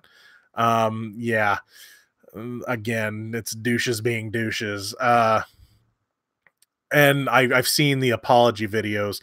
I don't know if anyone's checked out Memology. I think it's Memology 101 is the he covers. That's where I usually see that stuff. And yeah, it was like, yeah, you can win stuff. You can make money off this. It's like, yeah, this is a gambling site. And then I guess Rice Gum said, well, other people were doing it first, but I do it and people get on me. This guy's just how he has a following. I will never know. I mean, I guess I'm just not as awesome as he is. I guess I just won't. I just don't understand. But yeah, I seen that stuff where yeah, I know that I would say Rice Gum probably has a little bit more of an adult following than Jake Paul does. But I mean, because I know Jake Paul definitely has the younger following, but I'm sure Rice Gum still has a young following of young impressionable kids that think, wow, I can get Supreme stuff, which by the way, why does anyone want that stuff? Supreme. I mean, I like cool stuff on my shirt too, but if somebody, I wear what I want and I don't care what people think. Someone commented, I think, on one of the videos I did with Brad about my tap out shirt. I have the old school tap out shirt or hat. I love this hat. And I don't care if skulls aren't cool anymore. I like the hat and I'm going to wear it and I don't care what people say. But I'm not going to try to convince people that, whoa, look what I got. Whoa. I'm wearing this hat. You should wear it too. I wear what I want. And I will say though, I love iDubbbz's shirt, that looks like the Supreme shirt that says sheep on it. That I would wear because that's funny. But yeah, them getting kids to be like impressionable kids to get these sites and everything. And of course, he said, what was it? He made probably like $200,000 to promote that. And he's like, yeah, you caught me. I was being greedy. And I think it was Keemstar said he was offered 100,000 to do it and he didn't do it. So yeah, that was interesting to say the least. But yeah, it was gambling. It was gambling. Those sites it's just like any other. There was some other controversy not too long ago. I can't remember what it was. It was the same thing. That being said, it was those guys running it. And that other scandal, whatever it was called, I can't remember. They were running it and they made it to where they won more. And then of course people got fooled by it. So Desiree says, why have these guys gotten fined or something? They're doing so many illegal, shady things. Money. They make money for YouTube. YouTube, they can say they care. And when they get called out on certain things, like we'll use the Bird Box challenge. If people are, driving into houses or whatever has happened with this Bird Box blindfolded driving challenge, they're going to say something because the outcry is going to be huge. But a stupid kid does stupid douchey shit and they're still making money and there's not a lot of backlash, and they're not going to say anything. Dipshit goes into the suicide force and shows a dead body. Yeah, he's going to get a slap on the wrist, but he's still making money for us. So, we'll forgive you this time. That's kind of how I see it. They look at the risk versus reward. If they see a big time backlash on it, they'll say something. But if they're not getting a ton of backlash on it, they'll just continue to cash the paycheck. Let's see. Bryson says they are more family friendly than PewDiePie since YouTube has disowned him. Though I actually think Felix makes good videos. I'm not gonna say I'm a big PewDiePie fan, but he does make some good videos. I think the way his thing got handled, he did some stupid stuff, but he was just trying to be funny.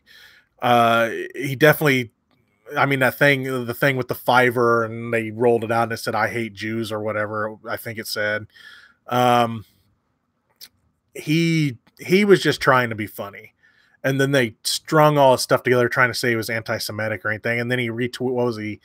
He either retweeted or shared some guy's. He liked some guy's video on Death Note or something, uh, then apparently the guy had anti-Semitic videos. It's like, oh, PewDiePie's a Nazi.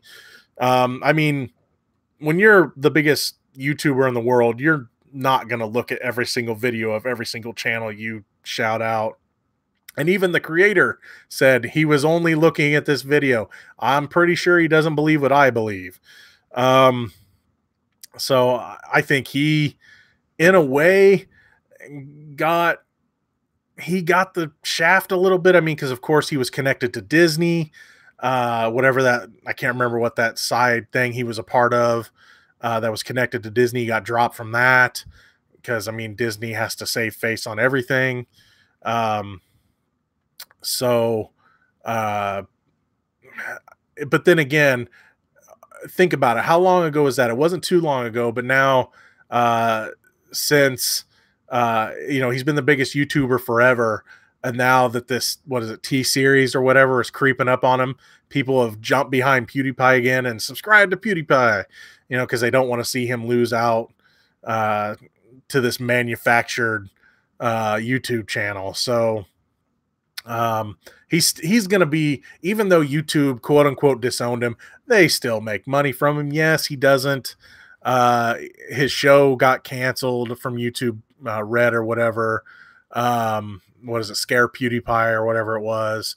But he's still making money for YouTube. And what is he up to? How many subscribers? Gazillion subscribers now. I think he'll be okay. And lately he jokes at the mistakes he made. He knows he made mistakes. You can tell, at least from what you can see on his channel, that he has owned up to his mistakes. And even though his mistakes were, he was trying to be funny. So I don't give PewDiePie, even though I'm not the biggest fan of his channel, I do enjoy some of his videos. Some of them I find funny. But I give him a little slack because his was trying to make humor, and it wasn't him like really trying to spread hate. Could he have chose a different phrase than "I hate Jews" to have the Fiverr guys do? Yeah, and he probably should have. But I mean, people make stupid mistakes. I mean, think about it. You got YouTubers that are throwing the N word out there, and they're making bank. So I mean, YouTube is just a stupid place anyway. That is definitely not what it should be. Just a place for people just to shoot the shit and have fun and put up cool videos. And I mean, there are people up there that try. I'm trying to be just a fun channel. I don't like to. I mean, we're talking controversies now, but it's not something I'm not gonna make trendy videos of the controversies that are coming out like a lot of people are doing. I just can't stand, you know, people that, even if they have really no opinion on it, they make a video on it because they know it'll get hits and make them money. I just don't, I don't like that. But there's people that have done way worse things than PewDiePie. And of course, since he's as big as he is, and he got covered by the Wall Street Journal, for the whole anti-Semitic thing, of course he's going to catch a lot of the flack for it. But then again, you have guys like the Paul brothers, and I mean, think about, like Keemstar. He's banned from YouTube, yet Drama Alert isn't his channel, and he's somehow able to still be on. So I don't know. Then you guys got guys like Mr. Medicare that pretty much say whatever the hell they want, and nothing's been done about that. And I mean, granted, I think people have free speech, but I mean, YouTube has definitely become, in a way, in a lot of different places on it, it's kind of a cesspool. Let's see. let's see, where was I? Sorry, I'm looking in the comments here. Daniel says Super Mario Logan is better than Logan Paul. I am Super Mario Logan. I have no idea. Is that someone different, or is that Logan Paul still?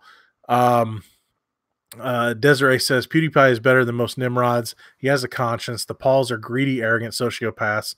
You're being mean to greedy, arrogant sociopaths by by comparing them to the Paul brothers. Don't care about their fans. For them, their fans are just a dollar sign. I know there's been some videos out there that were analyzing that documentary that was done on whichever Paul brother, where he's trying to become like a business or whatever.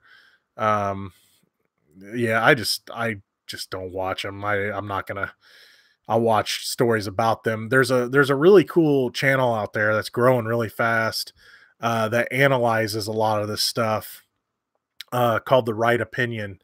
Um, and he does like really in-depth videos about a lot of these controversies and things, and he'll take a side once he analyzes it.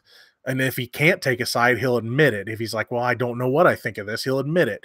But he'll take a side. Like, I mean, he'll do some unpopular, like he'll defend people that, they're like, he's like, well, they're shitty people, but not because of this, kind of things like that.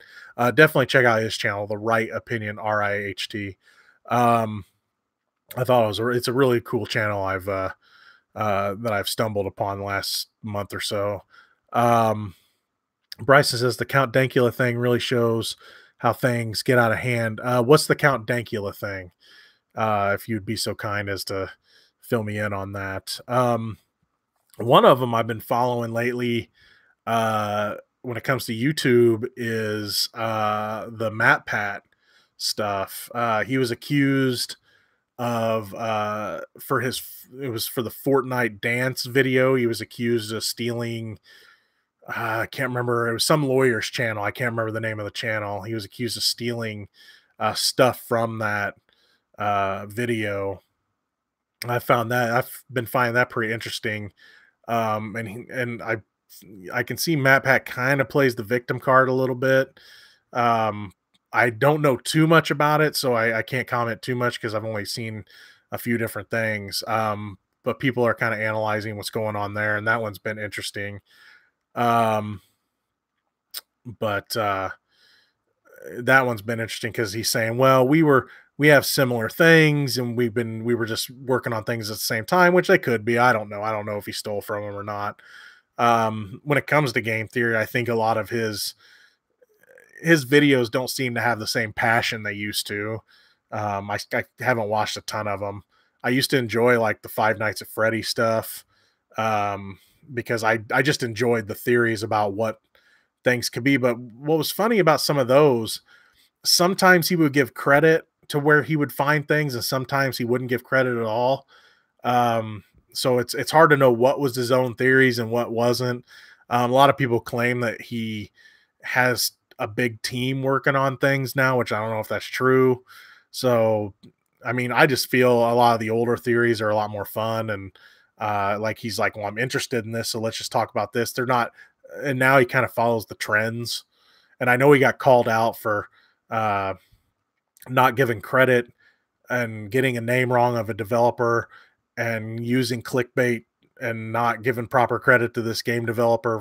He was trying to connect it to Deltarune, and it's been messy. And then he got called out by Deltarune's creator, saying you should always give credit. And so he's been in kind of a mess lately. Let's see. Count Dankula, you're saying he taught his pug to do a Nazi salute for a comedy video and got criminally in the UK. See, there's just, when it comes to certain humor, I know people, humor's weird because, I mean, we as people should just be careful with what we say anyway, because words can hurt, especially, if you're joking about things like the Holocaust, but then again, people give some comedians leeway to do that, and then some don't get leeway. It's really such a fine line. Again, you should have the freedom. This is an unpopular opinion, but you should have the freedom to say whatever you want. There's just some things you shouldn't say though, or shouldn't do, because it's there's just way you need to be cool, and some people are just like, well, the people find it funny if this pug does the Nazi salute. Um, that's just kind of dumb. Um, and he probably thought he would get a lot of shock value out of it, and apparently it was bad. Bad for him. Let's see. Well, this machine kills it. Yeah, it was the legal eagle. Thank you very much. He's the one calling out Matt Pat for stealing he did a Fortnite video, I guess, and he's saying Matt Pat took a lot of the info from that. So yeah, I had seen a couple of the legal eagles thing, but I wouldn't say I really followed him faithfully, but I do find that channel interesting because he looks at, well, can this really happen legally and things. I think that's kind of neat. Let's see. Legal Eagle is amazing. The bird law episode is great. That's one of the channels I want to check out more of. I've only seen a couple of his videos. I can't remember which ones I've seen. Let's see. Desiree say, I don't think Fortnite thing is a creative or unique topic, especially since so many people have come out complaining that dances being stolen. It's kind of a gimme more. It's kind of a gimme more than one person. One person did it. Yeah, I know, what was it? The floss kid said that the floss was stolen from him, but they found that like other people way back did it multiple times. And then what's his name? That played Carlton said, well, they stole the Carlton from me, but then there's video of him saying he stole bits and pieces of the Carlton from somebody. So yeah, it's definitely a messy thing. But yeah, I don't know that, I don't play Fortnite. I don't plan on playing Fortnite. Honestly, I would think if you had taken these moves and they're exact, that the creator should get credit, but then again, who's the real creator? You know what I mean? It's just hard to say, who was really the creator. So I don't know. Daniel says, am I looking forward to Serenity and do you mean Miss Bala? I believe that's what you're referring to. Serenity, in a way, yes. I've only seen one trailer for it, but I'm curious about that one. Miss Bala, not really. I think the trailer looks a little silly. It could be fun though. You never know. Bryce say, play Fortnite and have the saddest New Year's Eve ever, poor ninja. Yes, I have seen that video. I don't know how many times. That guy is big in his circle, but you get him out of his circle and he's way out of his element, I guess. Granted, I don't know if did he really think everyone was going to floss? I don't know. I felt bad for him. I've never watched his stuff other than what other people have referred to him in other videos and things, but I did feel bad for him. But then again, did he really think they were going to do it? I don't know. I think he'll be okay. Let's see. Anything else? I don't think I've been following anything else. If you guys get any other stories you want to talk about, we'll definitely continue for a little bit longer. But I think we're going to close it down here pretty soon.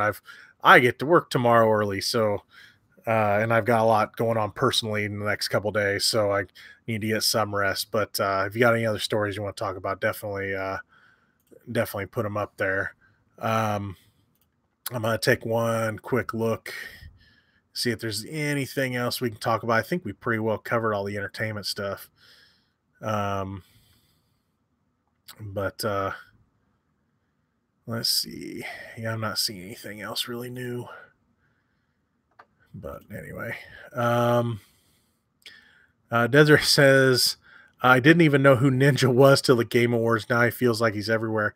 Yeah, I know my nephew had mentioned him once because he was big into Fortnite not too long ago, and right before Christmas, he started collecting pop figures. He wanted stuff, he's like in his teens, so he doesn't, he's out of toy phase, but he wants cool stuff he can put up in his room. So he wanted some pops. So I was going to get him a Fortnite one, and then because they just came out not too long ago, and then he goes, but then he was all of a sudden, it's like, I'm back to Minecraft. So and he's in The Walking Dead too. So to get rid of one of my Walking Dead pops, I gave him the first. I had the first Daryl pop, and since I'm not really into the show anymore, I kept my Negan ones because I like Jeffrey D. Morgan. But I gave him the first one, and he was happy with that. But yeah, I'm not. I didn't know who Ninja was either until he had mentioned him, and I still didn't know who he was until really, honestly, the Floss thing. I'd heard the name, and I saw the YouTube rewind, I think, that he was in. And I was like, oh, he plays Fortnite. That's all I knew. So, let's see. Daniel says, I talk about how the kids are doing. They're doing okay. They're with their mom this week. It's week on, week off. And we do this on this week because they're with mom and I don't have kids running up and down their stairs. They're doing pretty good. It's about all I say. I'm going to keep, like the family stuff off of this as much as I can. Ryan wants to do another video with me. I'm not sure what we're going to do, but I think we're going to try to do something soon. Maybe the next time me and him, like if my other son's, if he's good all week, he gets to spend the night at my mom's. So me, my younger son, we do like a big, like hangout night. So I think we're going to try to do something then. He wants to play Castle Crashers with me, and I want to play that for the channel, but we wouldn't have time to do it all, of course. So, we'll see what we do. I've got a few ideas. Bill Case says Samuel Jackson, Richard Roundtree, and Method Man will be in the Son of Shaft. I'm cool with that. I'm even okay with Usher being in it. I love Method Man. I'm a Wu-Tang fan. Have been for a long time. I loved it when Method Man showed up on Luke Cage and then he got to sing the Luke Cage rap. I love that. Tell me this though. Are we going to get, racist Christian Bale and in the Son of Shaft? I can't remember if his character died in that other Shaft movie or not. I think he did. But let's see. Daniel says you could do a review of Kid Who Would Be King with him. I actually thought about that. I will take him to go see it. I'm just not sure when. Desiree says, talking about pops, that fad feels like it's finally winding down. I spent the last week pricing down a bunch of them. Send them my way. I'm still collecting them. I've slowed down a little bit, but I'm still collecting them. I'm just not collecting them as much as I was because, but I found a bunch of, I am looking for them cheap when I can get them cheap, but I do still love them. They're a nice, cheap way to collect pop culture. I mean, think about it. The normal, unless it's one of those big sets or one of the taller ones, which by the way, they did, I can't remember who's getting it, but I think it's Amazon is getting a Giant Man, one of those big ones like Target was selling, like the 30-inch ones. They're doing a Giant Man. It looks kind of neat, but some of those are expensive, but most of them you can get for 10 or under. And a lot of them I try to find deals where it's like, 3 for 10 or 3 for 20 or something like that. If you go to like Mega Replay, you can get deals like that and stuff. So I always look for deals on them. Especially like Walmart, you can find deals on pops for days. I know I did it around Christmas time. I got the whole set of the Blade Runner 2049 ones for, I think there's like 5 or 6 of them. I got it for like $30 total. So that was pretty good for a set. I wasn't gonna pass that up. Let's see. Well, this machine says Wu-Tang forever. That's right. ODB. Anytime I think of Wu-Tang, of course, I think of the Man with the Iron Fist, not the sequel. But Man with the Iron Fist, I remember me and my buddy, he was big into Wu-Tang Clan too when that movie come out, and we went and seen that and was so excited to watch that. And I love the fact that a lot of people hated that they used the soundtrack, um, like their music in that, but I loved it. I dig the Wu-Tang Clan. Um, do my kids ever watch my reviews? Sometimes. They used to watch me more when I was doing my TV segment. Um, but they and my son, when I play games that he can watch, like I'm not gonna let my 9-year-old watch me play Spec Ops The Line. But he's watched most of my other video game reviews that he can watch. That's why I want to play one that is a little more family friendly next, which I'm going to mention again. I'm playing Shining Force next. But then again, he watched me play that just on the Xbox. But he didn't see, I don't remember if he watched me play at all. So, we'll see how that goes. But he likes watching those. He loved doing the turtle video with me, despite the audio issues we had. A lot of audio drops in that one. We did it twice already. We weren't going to do it again. But they like seeing me on like YouTube and stuff. They get excited about that. They liked seeing me on TV more because they knew that's where I worked. But they still love what I do. And my son, the other day, I was feeling bad about things, and my neighbor asked me, he goes, yeah, my neighbor said, yeah, we used to watch you on TV. And of course, anytime someone says that, I get a little down. But then my son goes, yeah, he doesn't do TV anymore, but he still does radio and YouTube. And I was like, attaboy. It made me feel a little better. So, um, but yeah, I'll let them. I mean, if they really want to watch it, they love my review for the Emoji Movie. They watch that one a lot. It's short. If you haven't seen it, look up my review for the Emoji Movie. Poor quality and all, because I was still learning how my home premiere was working, how to get good quality out of it. And it's not very good quality, but it's funny and it's short. They love that one. And my oldest did my review, or part of my review, of Ferdinand with me because he loves John Cena. But I mean, if they want to watch me, I try to keep it fairly clean so they can. But I most of the time, since I don't show a lot of videos and stuff in my reviews, they probably just get tired of seeing their old man just sit there and talk when they can just look at me in real person and talk, sit there and talk. So, um, you know, but they like that I do it. Or do they, I let them watch the reviews with Brad? No. Let's see. Bill says rumors of live action Hunchback Disney remake with Josh Gad as Hunchback. I heard about that. I think that was yesterday or today, right? Of course they're making a live action Hunchback. They're going to go through their entire catalog. I'm honestly surprised we haven't gotten Bambi yet.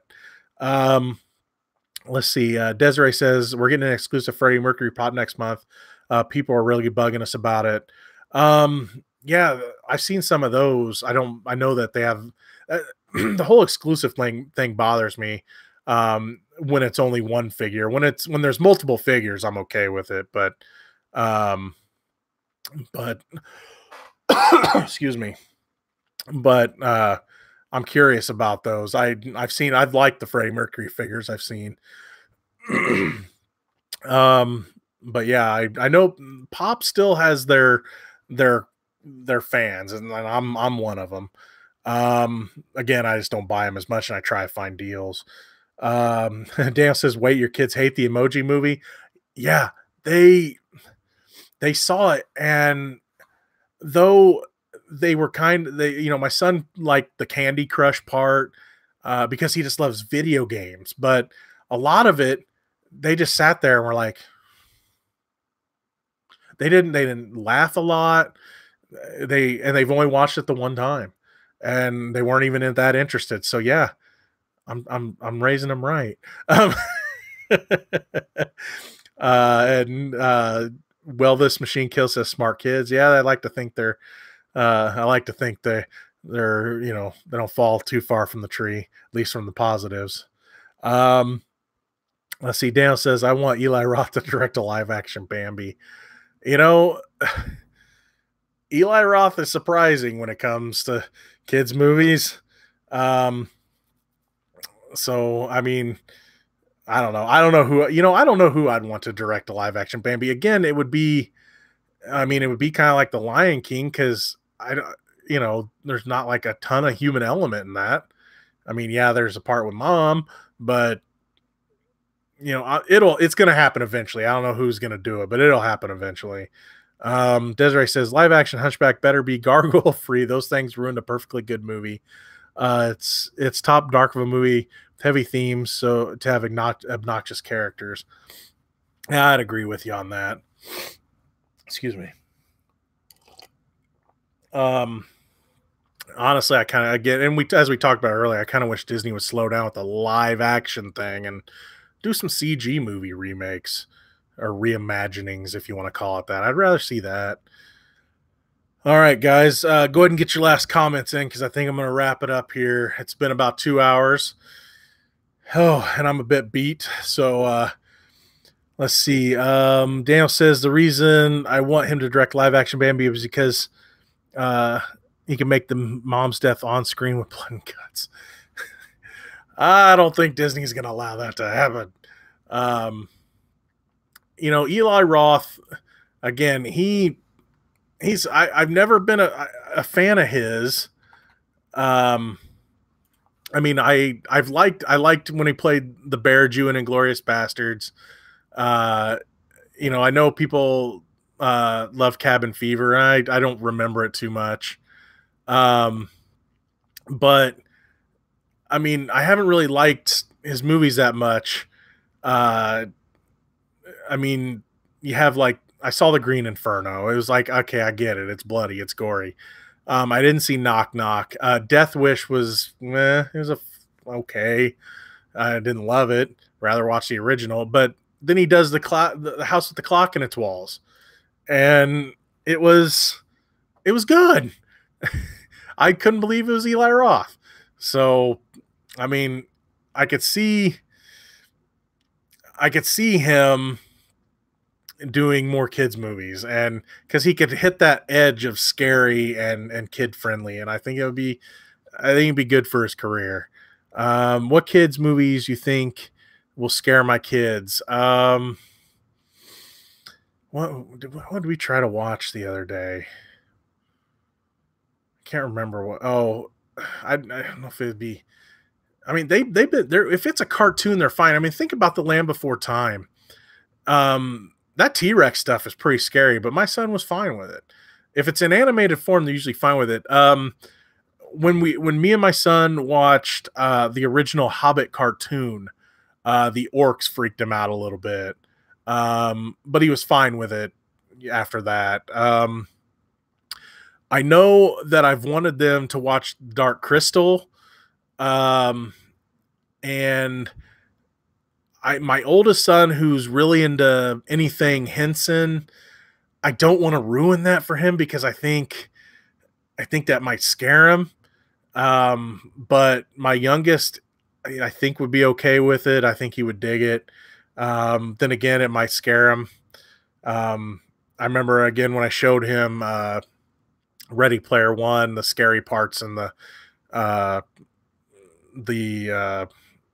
Shining part scared him, and he wouldn't watch that. So, I mean, granted, that's not a quote unquote kids movie, I know, but it's really funny. My kids are really funny, because some things I would think scare them and it doesn't, and then there's things that